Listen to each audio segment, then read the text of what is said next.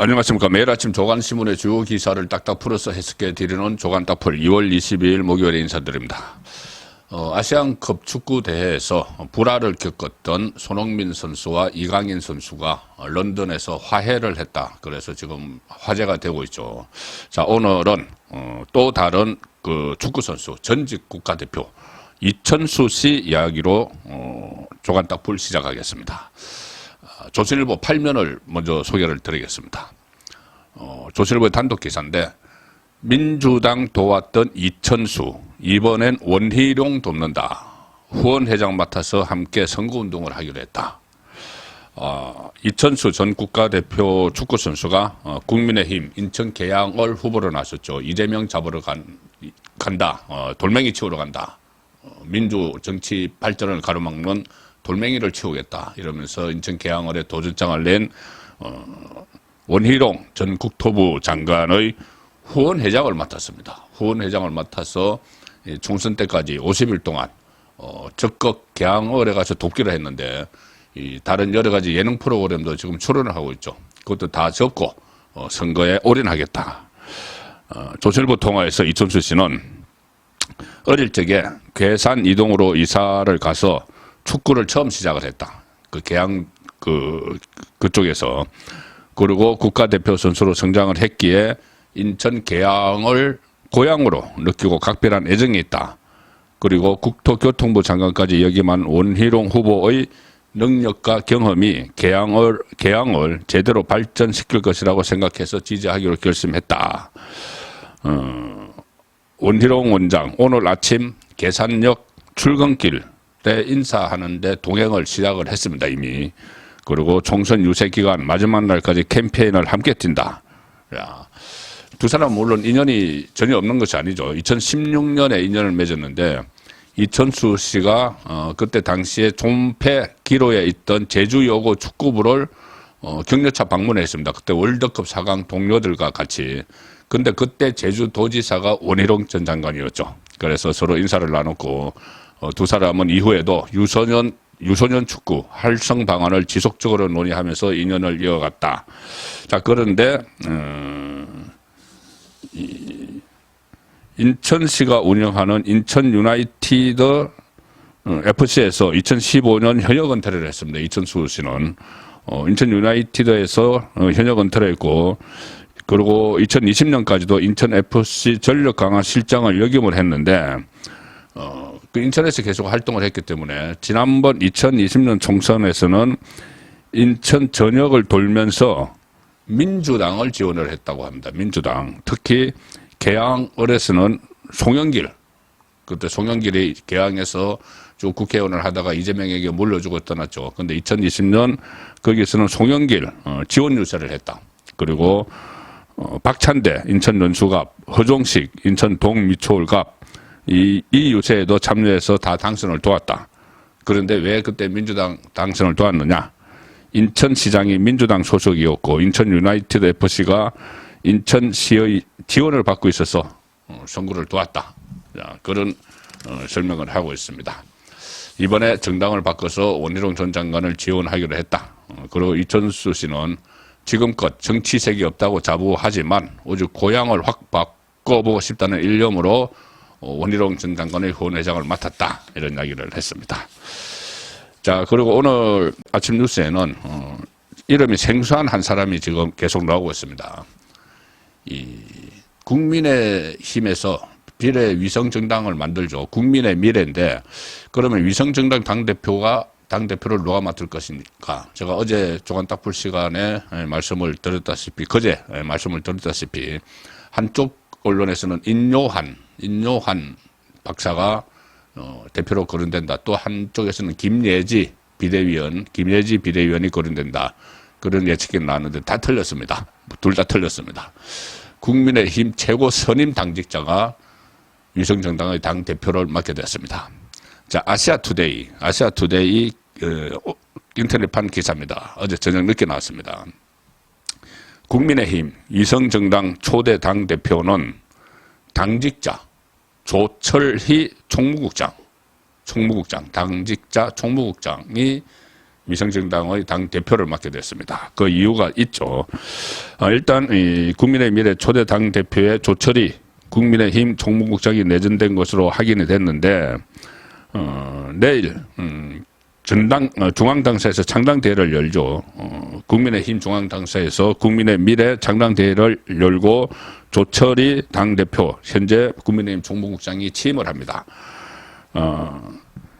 이 조철이 국장은 신한국당 공채 6기로 그 당에 들어가서 활동을 해온 당직자로 쭉 활동을 해온 당내 최선임급 당직자입니다. 당의 공보실장을 지냈고 정책국장, 조직국장 등 주요 보직을 거쳤고 대통령실 정무일부비서관 선임 행정관으로도 일을 했습니다. 한동훈 비대위원장은 이렇게 이야기합니다. 지난 총선에서와 같은 혼선을 막기 위해서 국민의힘의 경험 많은 최선임급 당직자가 비례정당 대표를 맡아서 비례정당 출범 작업을 차질 없이 진행할 계획이다. 자, 지난 총선에서와 같은 혼선, 바로 그거죠.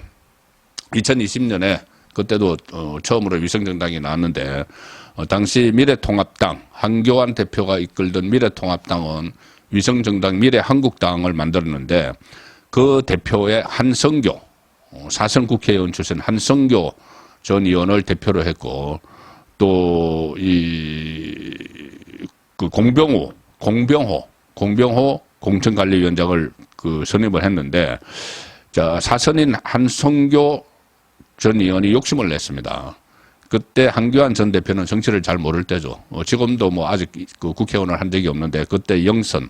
그런데 한성교 전 대표가 독자적으로 비례대표 후보를 내세우려다가 갈등을 빚었습니다. 한교안 대표와. 그래서 한 달 만에 사퇴하고 원유철 전 의원이 후임으로 들어가서 조정을 했죠.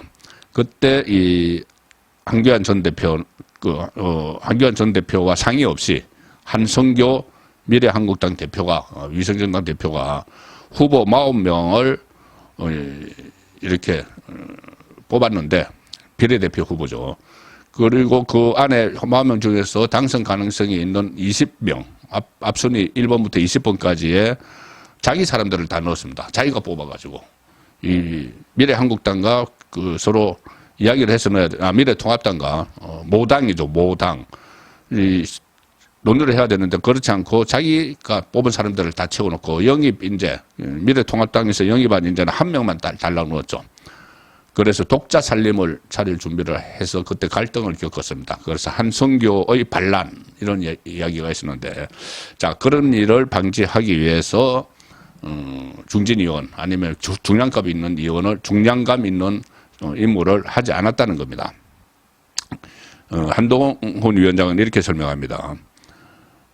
국민의힘 비례정당은 민주당이 종북 세력 등과의 야합을 위해 유지하기로 한 꼼수 제도에 대응하기 위한 도구일 뿐이다. 위성정당은 도구일 뿐이다. 국민의 의사가 제대로 반영되도록 국민의힘 이름으로 비례 후보를 제시하는 것과 다르지 않는 결과를 낼 수 있게 운영될 것이다.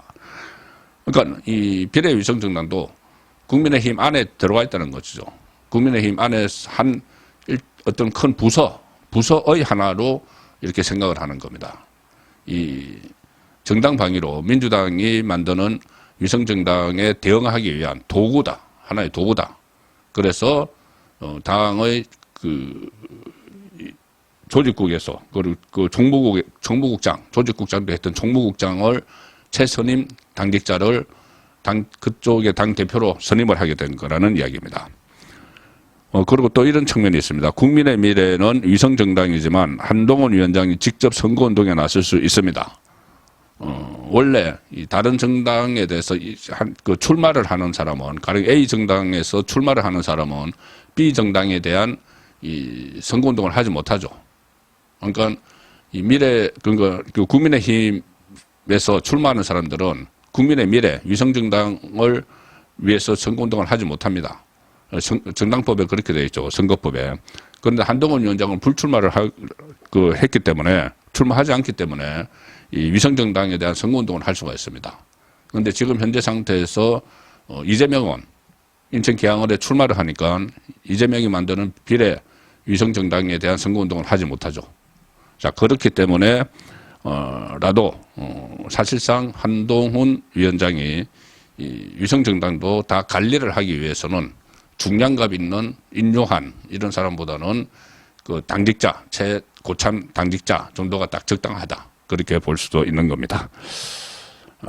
제가 지금 아시아투데이 기사를 소개해드렸는데 오늘도 매주 목요일 오후 2시에 아시아투데이 TV에서 제가 라이브 방송을 진행을 합니다. 매주 목요일 오후 2시, 오늘 오후 2시부터 하는데 송국근의 현장 정치 라이브 방송이 있습니다.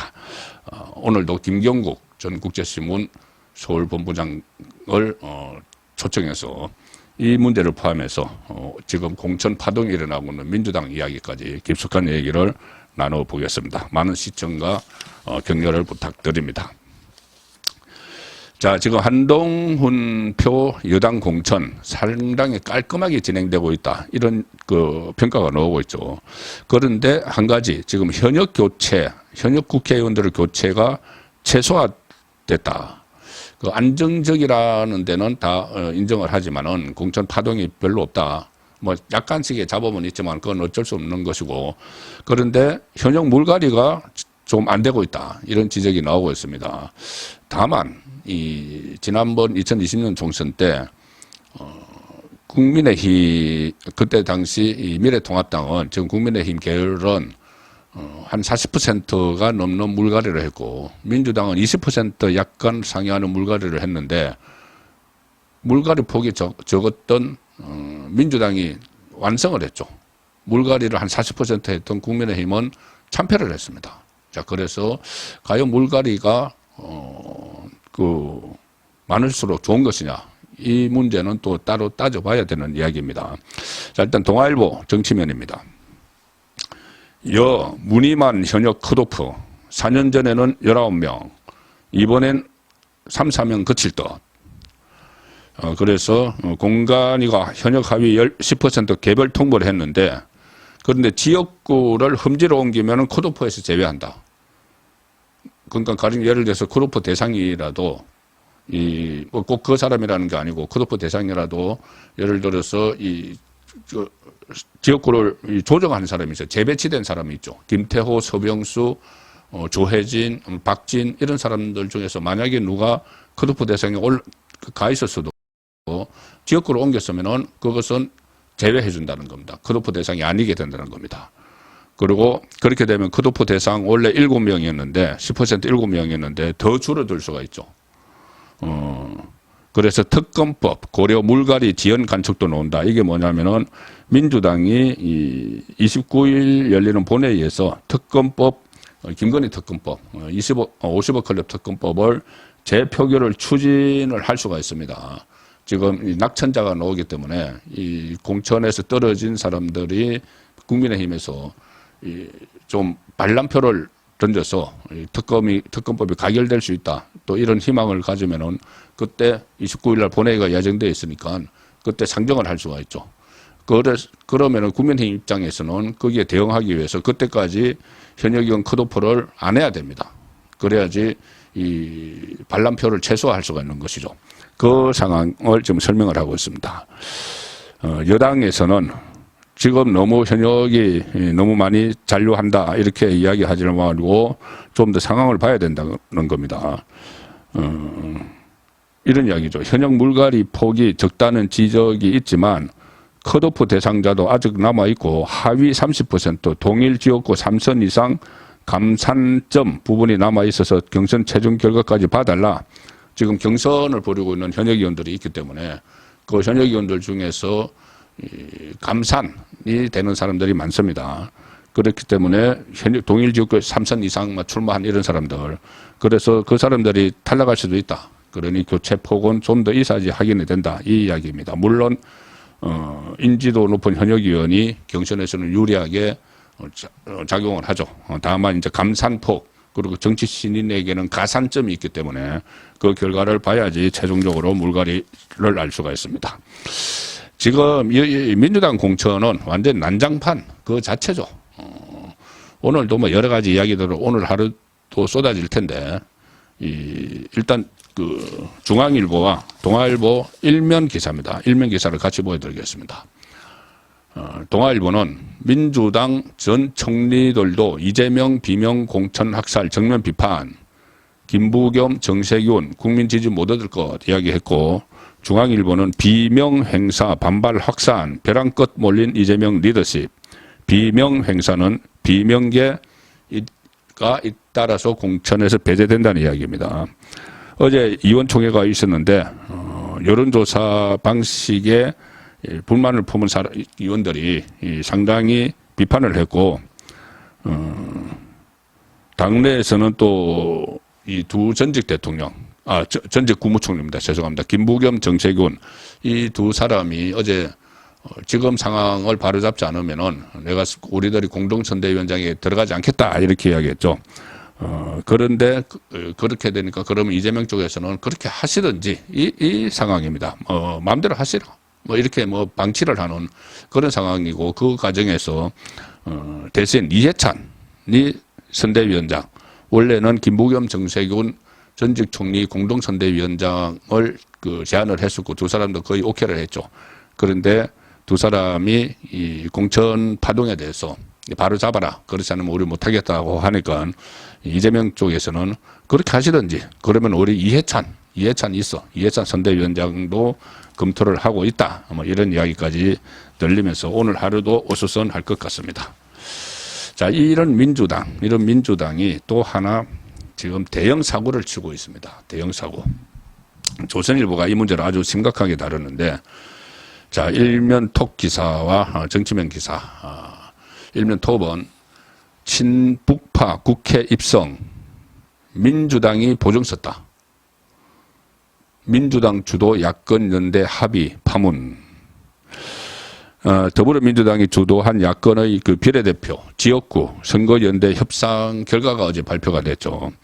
이 결과를 보면은 진보당, 이 통진당의 이석기의 통진당의 후신이나 마찬가지입니다. 진보당과 새진보연합이 비례대표 후보를 각 3명씩 확보를 했습니다.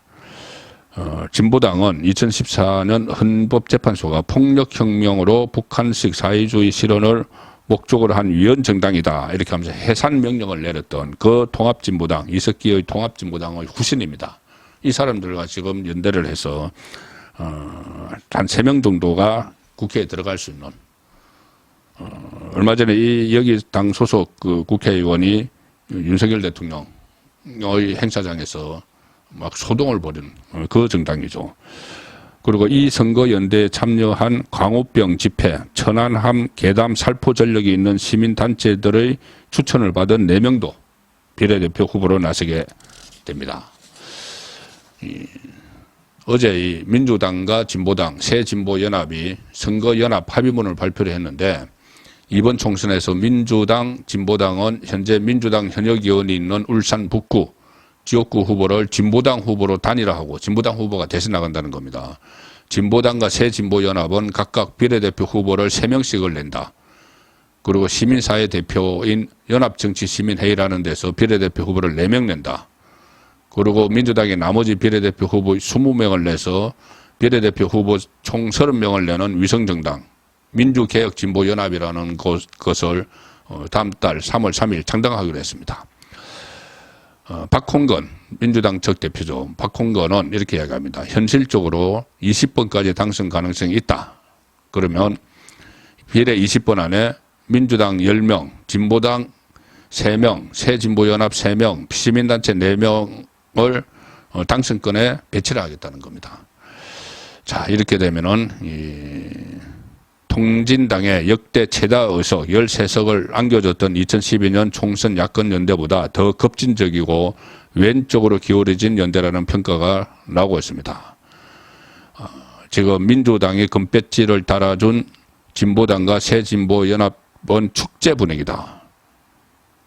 자, 이 사람들이 국회에 들어와서 또 어떤 소동을 피울지 심히 걱정이 됩니다. 마지막 소개해드릴 기사는 중앙일보 정치면 기사입니다. 이번에 또 이 사람이 또 등장하네요. 이낙연과 결별한 이준석, 멘토 김종인의 SOS, 김종인 또 등장할 것 같습니다. 총선 지휘하는 공천관리위원장의 영입 추진. 제가 김종인이 3종 플레이를 벌이는 과정에서 이낙연과 이준석이 결별하게 됐다는 비소토리를 한번 전해드렸죠. 3종 플레이, 김종인 뭐냐? 언론을 상대로는 그 개혁신당, 이낙연과 이준석이 있는 개혁신당, 거기에서 뭐 공관위원장 뭐 이런 거 오라고 하는데 나 절대 안 가. 내가 왜 거기 가? 언론에게는 그렇게 이야기합니다. 이게 이제 1종 플레이죠. 2종 플레이는 뭐냐면은 이준석에게 넌지시 내가 거기 들어가려면 이낙연이 있으면 안 가. 이낙연을 내보내면 갈 수 있어. 이렇게 이야기를 했다는 그 보도들이 있습니다. 이게 2종 플레이죠. 그 다음에 3종 플레이는 뭐냐면은 그 사이에 이낙연을 또 만났다는 겁니다. 그 김종인이. 이낙연을 만나서 무슨 이야기를 했는지. 자, 그게 이제 3종 플레이죠. 어쨌든 이낙연, 이준석이 결별하는 과정에서 김종인이 끼어 있었는데 이제 결별하고 나서 이준석이 또 자신의 멘토 김종인을 그 당에 또 끌어들여서 뭐 총괄 또 뭘 주겠죠. 총괄 뭐 선대위원장이든 뭐 공관위원장이든 공천위원장이든 어쨌거나 이번 총선에서 저는 이준석 쪽에서는 국회의원을 배출할 가능성이 거의 없다고 여전히 보고 있습니다. 오직 그들만의 리그를 갖고 있을 뿐이죠. 2월 25일 보내드린 조간 딱불이었습니다.